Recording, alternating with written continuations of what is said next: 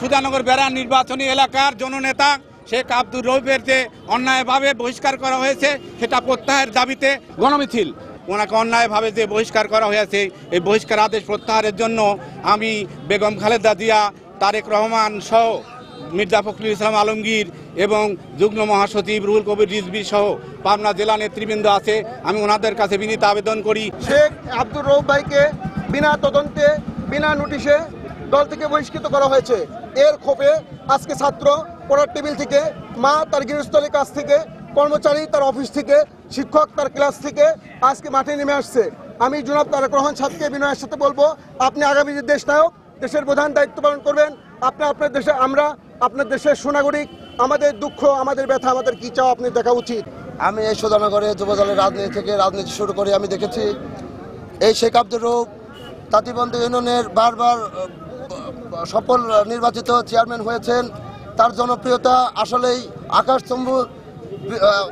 খুনি মাফিয়া শেখ হাসিনার যে স্বৈরাচারী 17 বছর গিয়েছে সময়, এই সময়টাতে সুধানগরের তৃণমূলের যেসব নেতাকর্মী আহত হয়েছে, জেলখানায় গিয়েছে, জুলুম খেটেছে, তাদের সবার খোঁজ খবর নিয়ে তাদের পরিবারের পাশে দাঁড়িয়েছে। আমি ঘর থাকতে চাই না, আমি মানুষের মধ্যে থাকতে চাই, আমি মানুষের নিরাপদে থাকতে চাই।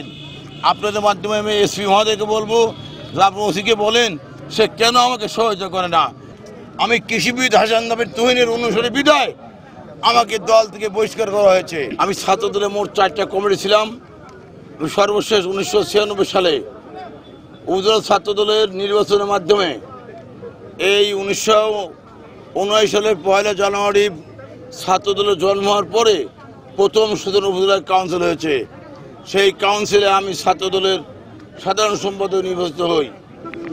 সুধানগর উপজেলা পৌর বিএনপির যুগ্ম সম্পাদক দুর্দর্শ ডাকাত এবং সে খুনি উপজেলা যুবদলের সাবেক যুগ্ম সম্পাদক নিজামুদ্দিন শেখকে সে খুন করেছে।